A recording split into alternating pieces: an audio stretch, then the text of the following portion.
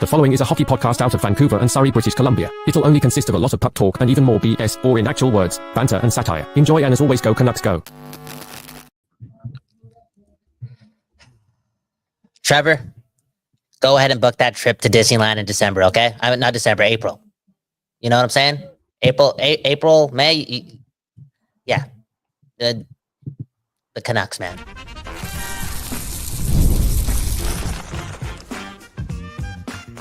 You're Locked On Canucks, your daily podcast on the Vancouver Canucks, part of the Locked On Podcast Network, your team every day. Hey, welcome to the postcast here on Locked On Canucks. My name is Trevor Beggs, and as always, I'm joined by my co-host Kyle Bowen as the Canucks finish this road trip going 1-4. Thank you. You don't even have to ask you how I'm doing. You don't want to, I was gonna on a positive note. You don't want to. We're matching today, man. I can tell we're brothers because if you're on YouTube Live, Kyle and I both rocking the flannel, the dad flannel. Kyle, do you have a secret kid I don't know about? Nope, but I wish I had children. So I could go home tonight and hug them. Like I said, man, I'm usually jealous of you after Canucks losses, and there's been a lot this year, man, for real. Honestly speaking, and bro, Trevor, hate to do this, but in the last 13 months, I'm scratching out 2023, okay? Since 2024, the Canucks, man, the Canucks have looked like the Canucks, okay? Especially in the regular season, and whatever happened in Seattle, it happened, and it hurt me today, Trevor. And I'll tell you what, this is how we're gonna do the episode, okay? Trevor, you take away the first half and just do most of it because you watched the whole game. I watched like 35 minutes of this game today. Had to support the bro, Providence, doing some stand-up. So again, you take the first half. You can do the grades if you want. And what I'll do for you is pick out some comments, shove them to you, and then you react, okay? Because you're going to miss a co-host for the first 10 minutes, but the people got you, okay? Again, the Canucks lose. I'm sad. I'm depressed. I want to quit. Father Bags, take it away. Man, oh man, I really wish I could cheer the people up right now, but like, how much cheering up is there when the Canucks again come out of the Four Nations break? Again, Kyle, you talked about the timing of the Four Nations break not being ideal for the Canucks, and they went into that break 6-1-1, firmly, maybe not firmly, but comfortably in the last wild card spot. And they come out of the break, they go 1-4, not even any OT losses like this Canucks team has been so good at doing, just picking up the loser point in games where they probably don't deserve to win. But instead they go 1-4 on this road trip with losses, ending this road trip to the Anaheim Ducks and the Seattle Kraken. And if that doesn't sum up the Canucks right now, then I'm not quite sure what does. And Kyle, you talk about 2024 being not a good year for the Canucks, so that being the downfall of the Canucks. I mean, they gave us some good memories in 2024, but it's crazy that we were talking about Trevor. Sorry.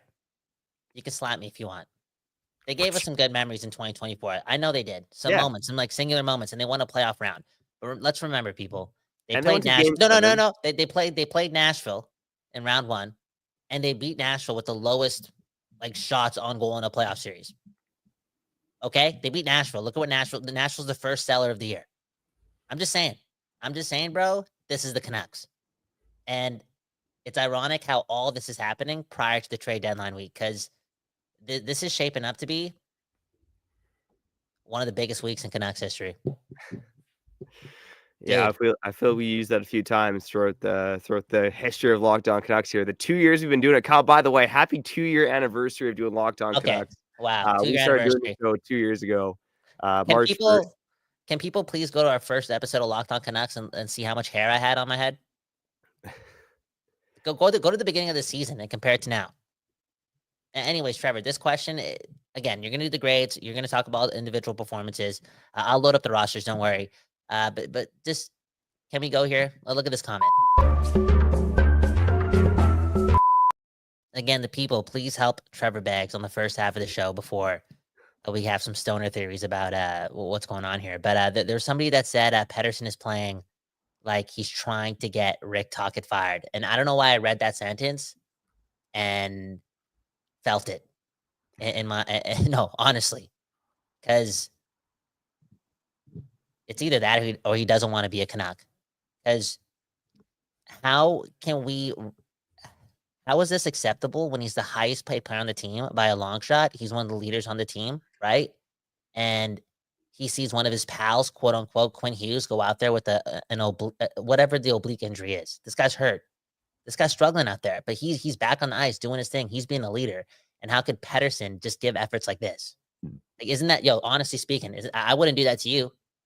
You know what I'm saying? Like, where's the brotherhood? Real talk. It's sad, bro. Pettersson is playing like he doesn't want to be a Vancouver Canuck. Well, it's the number one problem with this team right now, Kyle. And again, going back to 2024, one thing I wanted to call us out for. Good podcast hosts probably don't call it their bad takes, but we're honest people here, honest people, honest podcasts. And we were here in September and early October saying that we believe the Canucks were a Stanley Cup contender. And going into tonight, Kyle, I look at the Vancouver Canucks, I look at the Seattle Kraken, and to me, they are more or less the same team. They are both teams that have pretty good defenses overall, right? Especially tonight, the defenses looked similar with Quinn Hughes not being 100%. But, the Kraken have a good defense too, right? With Vince Dunn, Brandon Montour, Jamie Alexiak, Riker Evans is a good young player. The Vancouver Canucks also have a good defense. Both teams have goaltenders who surprisingly are above average starters in Joey Daccord and Kevin Lankinen. And both teams have offenses that are pretty pathetic. A high floor, like the Kraken, they got guys like Brandon Tanev on their fourth line. Jordan Everly, I think, was on the fourth line today as well. The Vancouver Canucks also have that high floor, but both teams are just so sad offensively. And again, we thought the Canucks were a Stanley Cup contender, and I watched the game tonight, and I feel like this team is actually just another version of the Seattle Kraken, which is a huge fall from grace. And a lot of it has to do with EP40, and I'll get to the report cards in a bit, but it did feel like tonight was a night, like lots of nights recently, where everything that could go wrong for Pettersson did go wrong. And a lot of it is his own doing, and I do think it is largely between the ears. But you look at the third period, and I think it's in his heart. It's in his heart. It's in his heart, dude. A lot of this it's between his ears, of course. Like, this is what happens when you use your head too much. Like, the Deepak Chopra's always told me this, right? I think it was Deepak Chopra or somebody else. Could have been my father, my mother, Coulter Garbrandt. I don't know, but somebody told me this. Okay, you use your head too much. You spend so much time there, and people do that, right? Mental health. Take care of yourself, self-care, mindfulness. Okay, think about your feelings, your thoughts. All these, spend time with those. Dude, spend time with your heart. Because before you know it, you'll forget what you love. And right now, I feel like this guy doesn't love playing hockey. And again, he's not. Obviously, he loves his teammates, but as hockey players, like he's not doing his thing for his boys right now. It's too evident right now. Again, Quinn Hughes, the guy that you've been paired up with for years. It's like year 5 or 6 of this. Look at what he's doing. Look at how he's playing. And look how Pettersson's playing. It's just redundant. Okay, you know what, Trevor? I'm gonna shut myself up. Let's go to grades because we can't just start with the Pettersson thing. Again, let Trevor know what you guys saw in this game, other than not Pettersson. What? Anyways, report cards.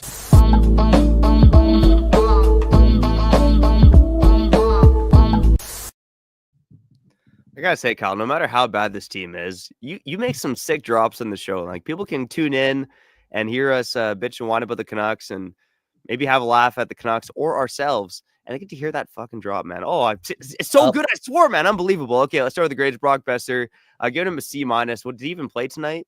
Carson Soucy, also giving him a C-. Connor Garland, a C. He was very quiet tonight. Phil Pronik is a guy I want to talk about. I might get to a little later on, but Philip Pronik got signed for 8 years at $7.25 million a season. And, he's, again, like a lot of guys on this team, he's got a high floor. He's good defensively. But is he kind of lacking the offensive instincts? Because, again, Tyler Myers, who's outscored every forward since January 1st, he's also outscored Philip Pronik. And Philip Pronik just not providing that anything offensively either. Unlike most, like a lot of guys on this team. So and again, look at Brandon Montour tonight. He's getting paid $7.1 million a season on a 7-year deal, pretty much the exact same contract as Hronek, a couple, 100,000 plus cheaper, 1 year less of term, and he has 11 goals this season. I do think, and Kyle will get into this maybe on later episodes of Locked On Canucks, but I wonder if it's time to start questioning the Phil Pronik signing and what exactly. Oh yeah, Trevor, my head already hurts. I'm losing hair, and you're gonna do that now. You're gonna do that now? Look at what you're doing. Look at your evil laugh, man. No, I understand what you're trying to do here, and I like it. You know, you again, you watch the whole game, and you're getting bored of the Pettersson Besser thing too, or the Pettersson thing. You don't want to just blame one player. Like you need, you know, if I'm bringing up the fact that Hughes is playing hurt, like Hronek, step up. You're getting paid like it too, right? If we're demanding like surplus value from Brock Besser in a time where this team needs leadership and wins, right? What was clutch time, crunch time? It's fair to expect like more than competent performances from Hronek, 100% of the way. Okay, and competence should be bare minimum considering how much he gets paid, especially at this time of the year. And just like the owner of the building says to me all the time, and that's the homie Brad. He doesn't understand why this team signed Hronek. Now I do. I don't think Brad watches all the games. Okay, I like Hronek. He brings a lot to the table, but on this road trip, especially in the last 3 games, there's been way too many moments where he looks like Carson Soucy, or he's playing like, you know what I'm saying? There's not that number 2-ness to him, and this team needed that type of leadership from, again, their best guys at a time where Quinn Hughes was coming back with this oblique injury. Like Quinn Hughes has carried this team the whole season. Why can't they do it for him just for a little bit? And they failed. Like this leadership group failed Quinn Hughes. Quinn Hughes got to be pissed off right now. Honestly. Yeah, Dan Jardine sums it up perfectly here in the comments. Hronek stepped up when Hughes was injured, but he's disappeared since Hughes' return. And, you know, Hronek, there's been a couple games. I can't remember if it was the last game or the game before where he played 26 minutes and Hughes played 21 minutes. But he just hasn't looked like the same guy with Hughes in the lineup. And he's largely played with Quinn Hughes as well. And tonight we saw him spend some time away from Quinn Hughes too. So I know this is 5 minutes for report cards. We spent 3.5 minutes on Philip Hronek. No, that's fair though. I like it. We got spread out the he's the third highest paid player in the Canucks. He was on the ice for 3 even strength goals at 5-on-5. He was a -4 tonight for the Vancouver Canucks. And look, I know it was a lot of tip-ins. It was just one of those games where Langdon didn't get the save. I think there wasn't many goals that he could have stopped. It wasn't like there was a ton of defensive breakdowns, but again, I think the Canucks, you know, they've pissed away a lot of games recently. I don't know if they necessarily pissed the game away tonight, but it was a game that they obviously didn't win against a team who was far inferior. So anyways, Philip Hronek tonight, I'm giving a C overall.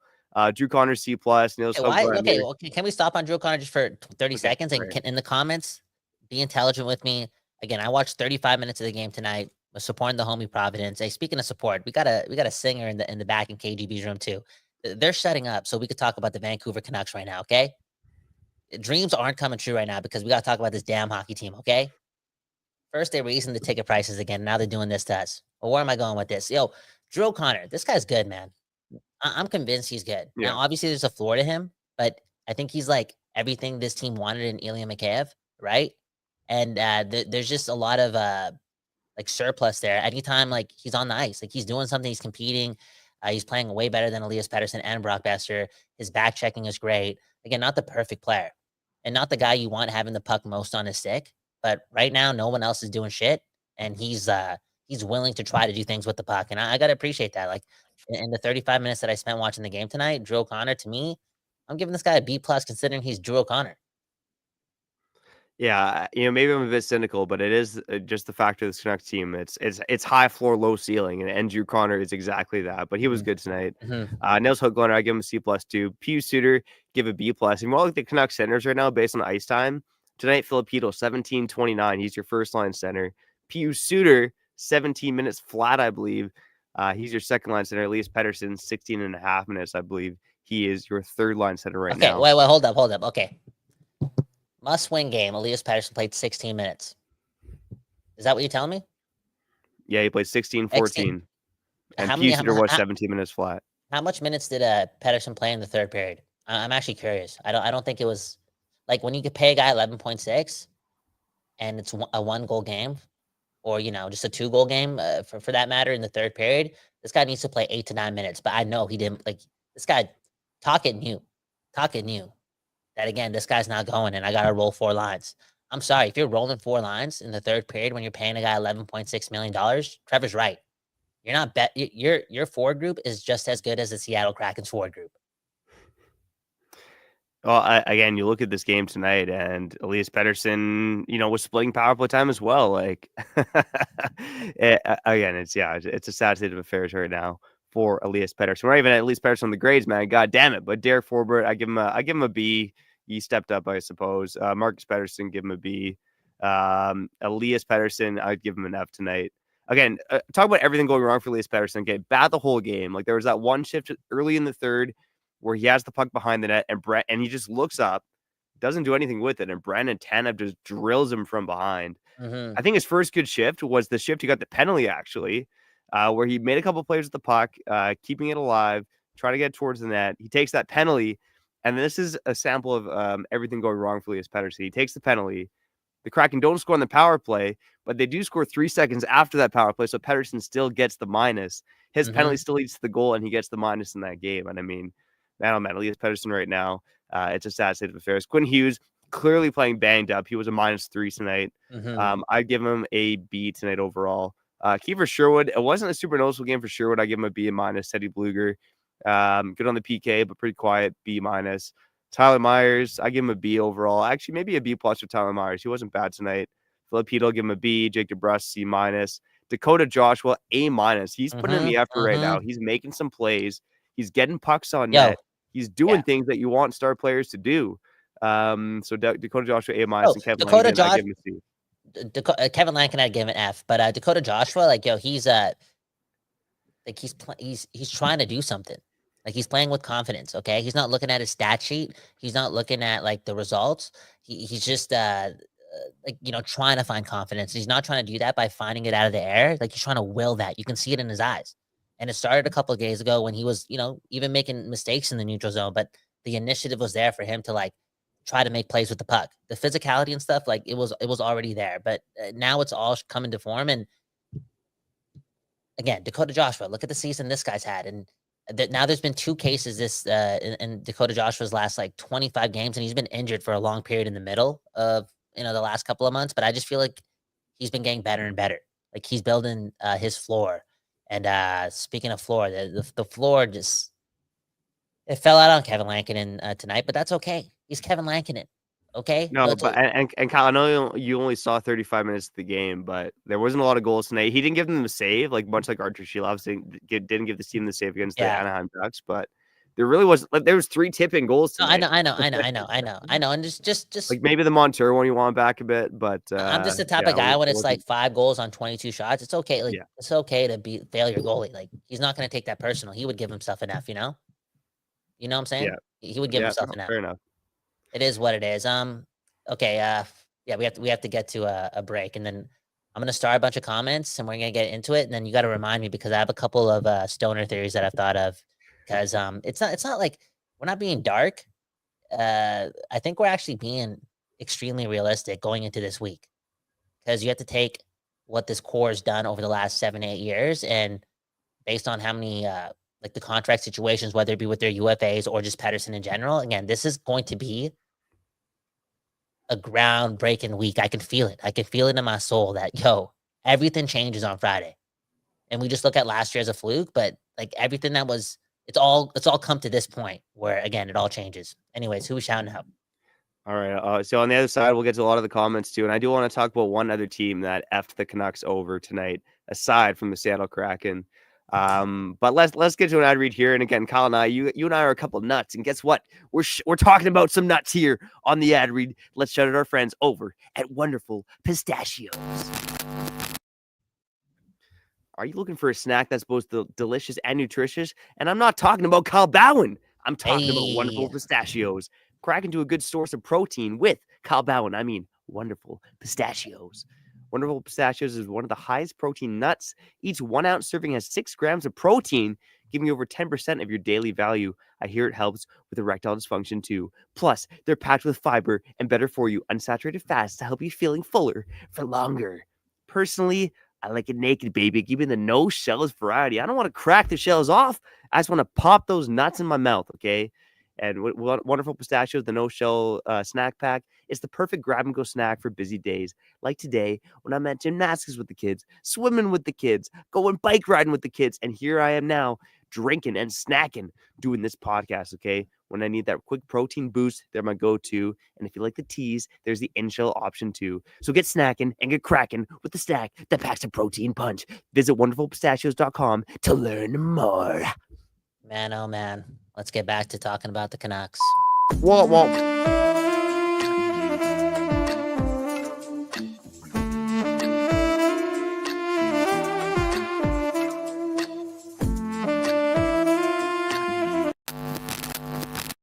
Okay, we back doing this, and that's talking about your Vancouver Canucks. My name's Kyle Bowen. That right there is the second best dad in the world. On that note, Trevor, please don't let your Canucks watch. Don't let your children watch Canucks games, and please don't let your children fall in love with the Canucks. That's how dark I'm getting right now, but I want to protect the children, okay? Bro, my daughter is still shouting Kyle Connor when hockey goes on.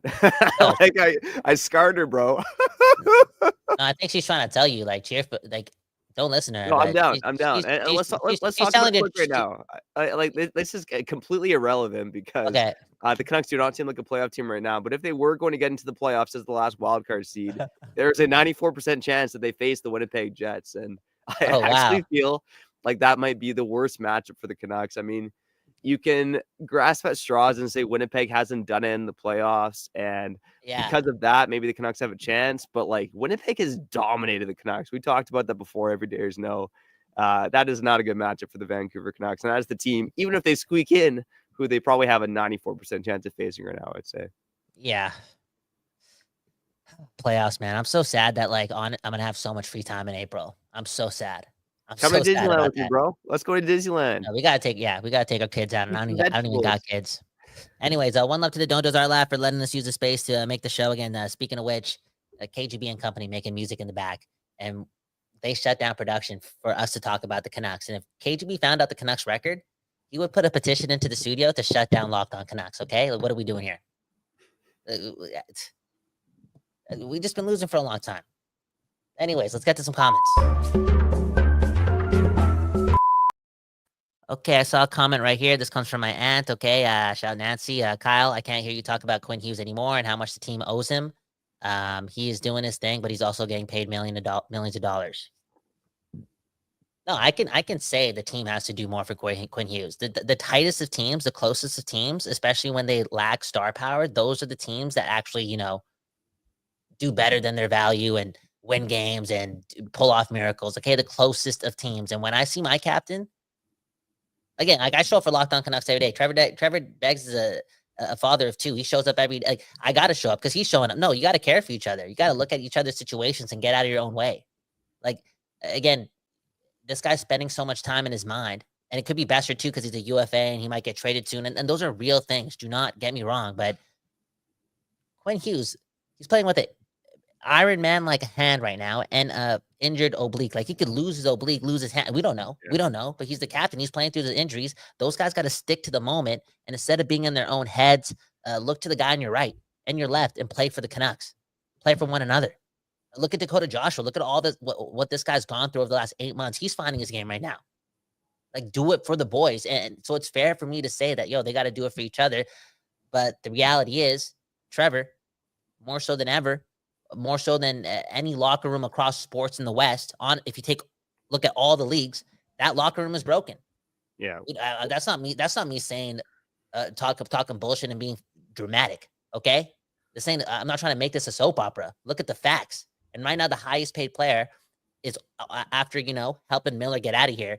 He's just not bringing it, and the trickle down effect from the richest guy in the room not being one of the hardest workers and just not having any desire. Bro, that spreads.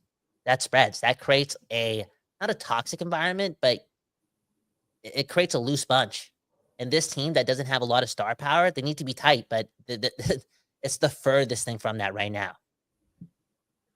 Well, I think honestly the antithesis to the Canucks locker room right now, because Kyle, I do agree. It does seem quiet, it does seem broken. And again, when I think about the Canucks compared to the Kraken, you heard Dave Tomlinson say it a couple times tonight that the Kraken's bench gets quiet when they go down a goal. And that's a fragile team too. It's two fragile teams that can't score, that have good defense and good goaltending. I'm telling you, at the Vancouver Kraken or the Seattle Canucks, the Vancouver Canucks are the Seattle Kraken. And if you want the antithesis for the Canucks locker room right now, look at the Washington Capitals. Okay. Yeah, dude. Alex Ovechkin got the best vibes in the league. Go check out that clip. I saw it on Instagram where he's just like dancing to an old school rap song and getting the Yep. boys fired up.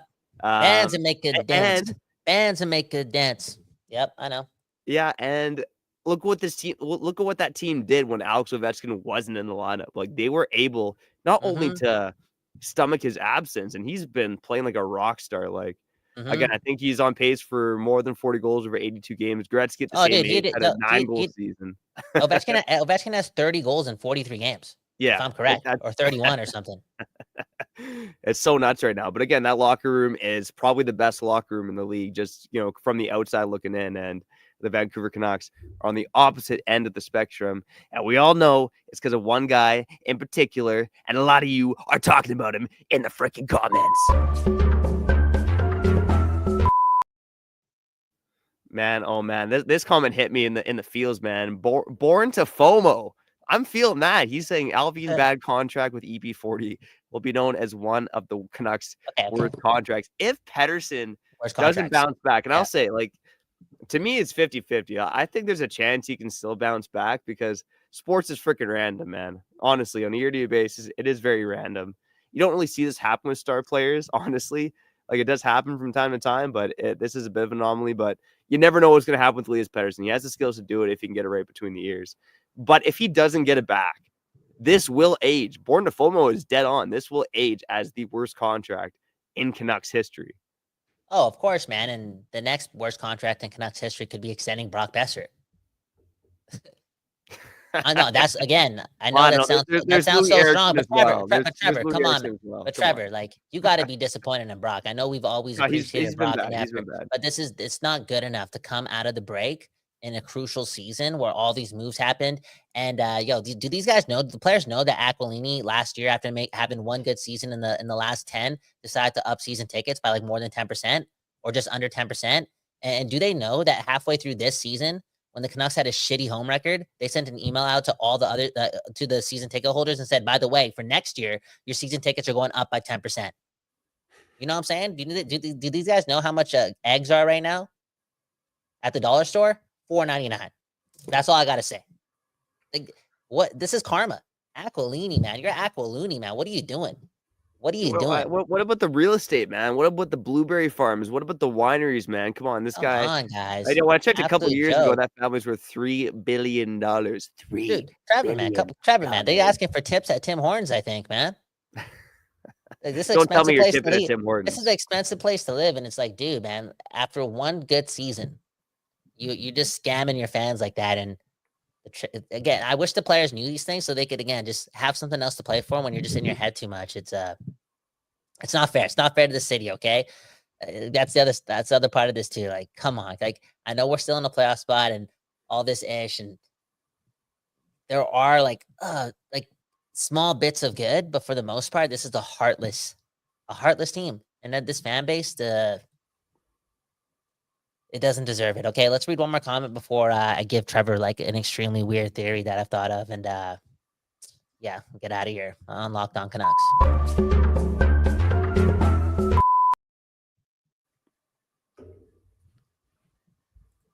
Oh, sorry. Okay, I thought you were gonna read a comment, and what? Oh, PD is bouncing his ball. Okay, we can't read that one. Okay. No, you said that you were gonna read a comment. Okay, before I gotta go positive here because you're a freaking goof, man. Jeannie Marr in the comments saying Kyle cracks me up. Kyle is a non-shell pistachio. He's a naked pistachio because he hit straight in the nut. Please never hit another man in the nuts unless you absolutely have to. But I would agree, man. Like you slap, man, literally and figuratively. Dude, like I said, if I ever got into a fist fight, and again, the streets are crazy in Vancouver right now. Y'all got to be safe, okay? If I ever get into a fist fight, the first thing I'm doing is sacking the opponent. What? I don't care. It's not about looking like a coward or not looking like a man. It's about surviving. Anyways, Trevor, speaking of surviving, okay? Quinn Hughes likes to read books. No, listen to this. This is going to piss you off. And can people press the like button on the video right now? All y'all watching right now. Just hit it right now, because after I say what I got to say, you might leave me forever, okay? So, Trevor, if you want to shut me up, you can shut me up right now, or you can let me say what I want to say. I'm going to ask you first so you don't get mad at me in 2 minutes if I say what I'm going to say.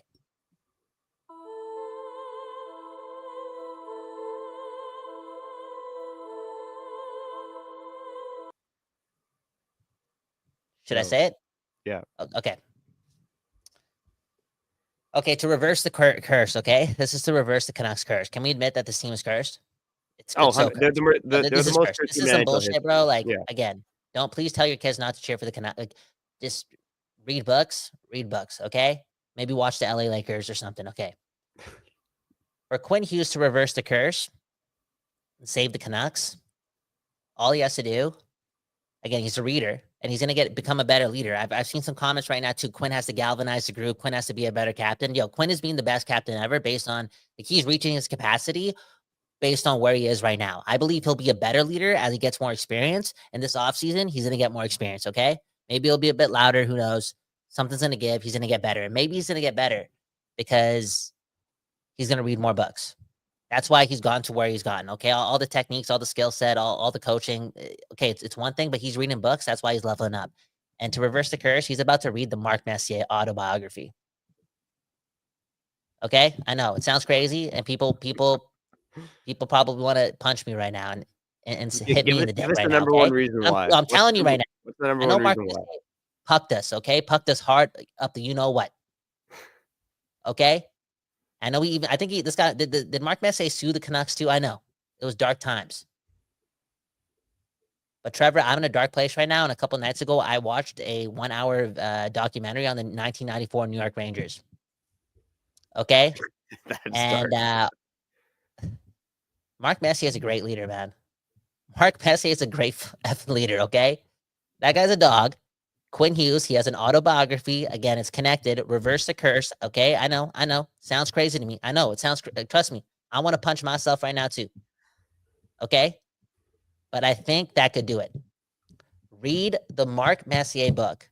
Come back next year and set the tone because this team needs a next level of leadership, and I'm having a hard time asking Quinn Hughes to do more right now, considering what he's doing on the ice. But in the summer, make sure you're doing something that you come back in September as the best leader in hockey. No, honestly, did you hear the end? I need this guy to be the best leader in hockey come September. Reverse the curse. Do the math. Damn, man. Well, I see why you're saying reverse the curse, but you want Quinn Hughes to read a book about Mark Messier. And like, I'd be curious to hear exactly like what is your number one reason? Like, what's the number one leadership takeaway from that book? Because, Mark Messier, I believe he's a great leader. He won cups in Edmonton and New York. Like, only great leaders go to multiple teams and win Stanley Cups. But he absolutely screwed over the Vancouver. So talk about the curse, man. Yeah, he screwed over the how many Stanley Cups does Mark Messier have? Again, I'm in a dark place. I'm not smoking that West Coast bass right now. I'm smoking the dark stuff, okay? Okay, for real. It's just the way it is. I know I'm acting crazy. But it seems as if like this cursed franchise needs like that type of fairy tale ending when like the Canucks win the Stanley Cup and they'll win the Stanley Cup with Quinn Hughes because he's the greatest player in franchise history. It's going to happen next year or the year after.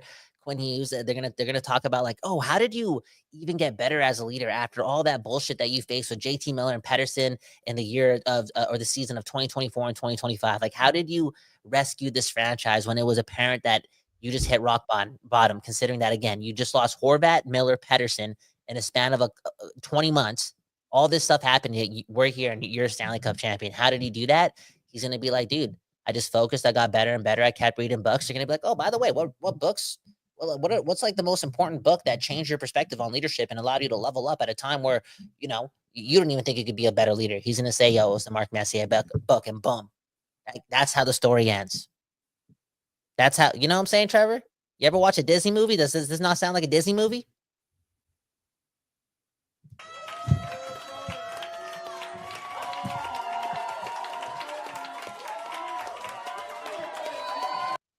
No, Kyle, I think you're batshit insane, but I will say that the Canucks are the most cursed team in NHL history, and they might need something as wacky as that to break them out of this goddamn curse. And maybe it starts when Quinn Hughes reads that book. Maybe it starts tomorrow. Maybe it starts after the next episode of Locked On Canucks. But I know for this episode, we got to get the hell out of here, man. I will save my take for the other team that screwed the Canucks over tonight for our Monday episode. of Locked On Canucks. But for now, we got to get out of here. So shout out to the everydayers, occasional listeners, first-time listeners, new subscribers. What?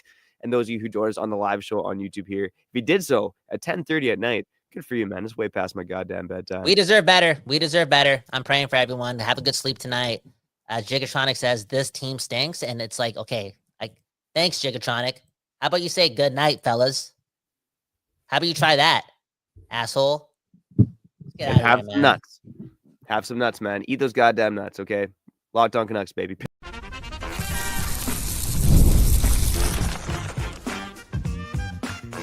Your Locked On Canucks, your daily podcast on the Vancouver Canucks, part of the Locked On Podcast Network, your team every day.